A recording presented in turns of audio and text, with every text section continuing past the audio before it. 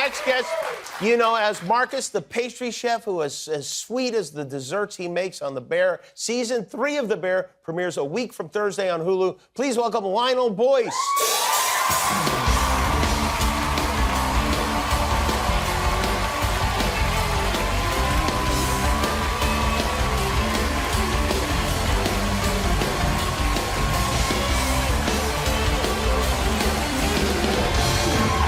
Great to have you here. I heard this is your first time ever on a talk show, huh? Yeah, it's my first time. You know what?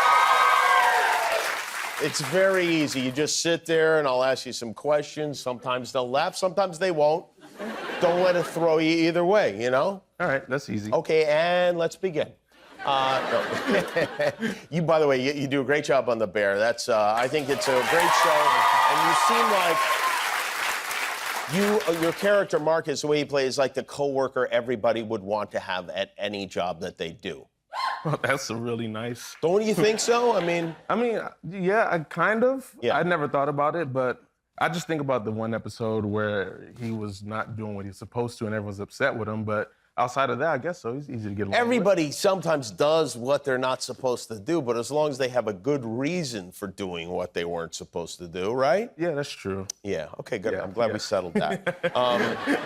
Do you now, and I've asked this question of a lot of your coworkers, but I just think it's interesting, get a lot of attention at restaurants?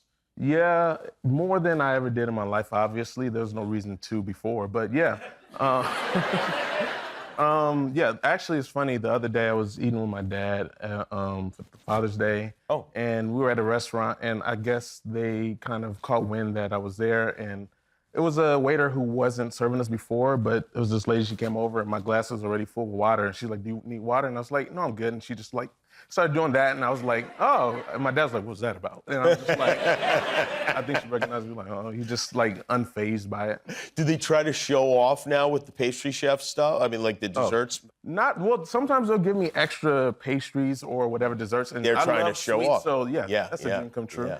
And then this, right. I mean, it's like, it's funny because it's great until you decide, like, I got to lose a few pounds. And then you're like, I don't want to insult these people. I'm going to eat 4 desserts. Yeah, and I'm like, who am I to say no? So I just take it and eat it and just wallow in pain after. Because the show's super popular because it's set in a restaurant with people who work in restaurants. Yeah. And also then you probably feel like you have to tip heavily, right?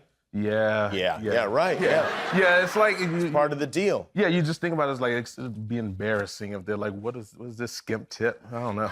Yeah, for sure. Who got you like interested in acting in the first place? It's funny. I kind of came into it through. I didn't grow up like wanting to be an actor. I did love movies. Like I watched a lot of movies with my dad growing up, and I kind of came into it when I did Lord of Squad, the sketch show with my friends back in the day for Adult Swim. But I just always did love movies growing up. I just never thought of myself getting into it. What would you and your dad watch the most? I mean, we watched a lot. I would tell you his favorite movie was Blade. Blade with Wesley Snipes. Yes. I think that's every dad's favorite superhero. I remember when that movie came out, my dad, he saw like Friday night with my brother, and then Saturday he comes up to me like, have you seen Blade? And I'm like, no, I'm 7. Of course I haven't seen it. He's like, do you want to go see it? I'm like, sure. And he was quoting this movie for like the next 6 months. I honestly believe there was like a 3-week span where he thought he was Blade. He's over that now?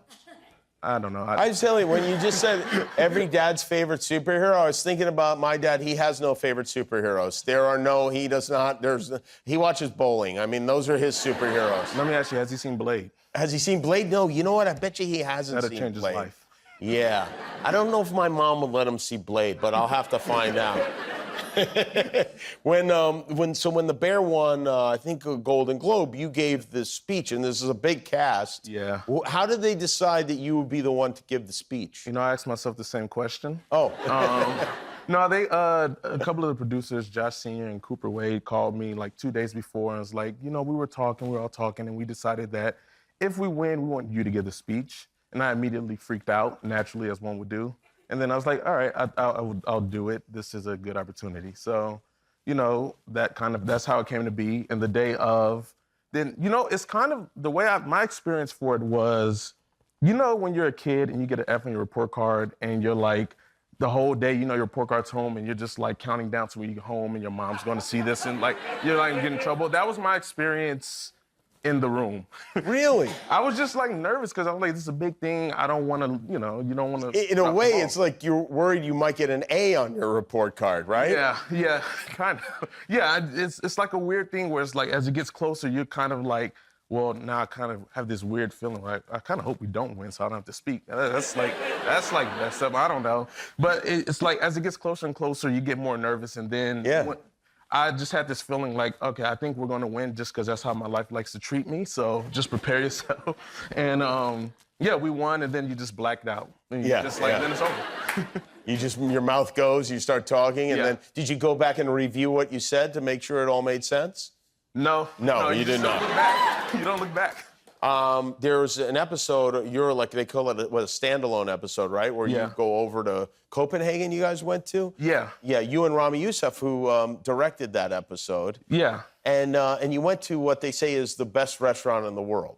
Yeah, we got to go to Noma. We got to eat there. We got to like kind of shadow for a day just to see how they work. And it was really cool for the most part. And I know Rami's been on the show, and he's probably told you that he couldn't stop talking about Panera Bread the entire time. Specifically, he told us that he was bragging to them at Noma that he'd worked at Panera Bread. Yeah, that's an understatement. He wouldn't stop. It was like 10 in the morning. First time, you're like, oh, that's funny. It's like 3 p.m. I just see him over in the corner like, you know, when I worked at Panera Bread, I was like, embarrassing. So did you sit down and have a meal there? Yeah, it was really cool because I think something I like is just observing anything at like the highest level, like within the industry that I'm in or anything. So it was cool to see a restaurant at that level just to see. It's like a reminder that everything at the top level, you get to do things on your terms. Like they give you a menu at the end as a souvenir, not like suggest what you eat. And they take dietary restrictions only like what will kill you. Like you're eating anything other unless it kills you, then we'll give you a substitute. So Really? it was really cool. It felt like, you know, like what I assume Tarantino's experience is making a movie, where it's just like, I'm making this and everyone's on board because they want to get his experience. Except for he will kill you if he feels like it. It will help the film in some way. He doesn't have any dietary restrictions, I think. Yeah.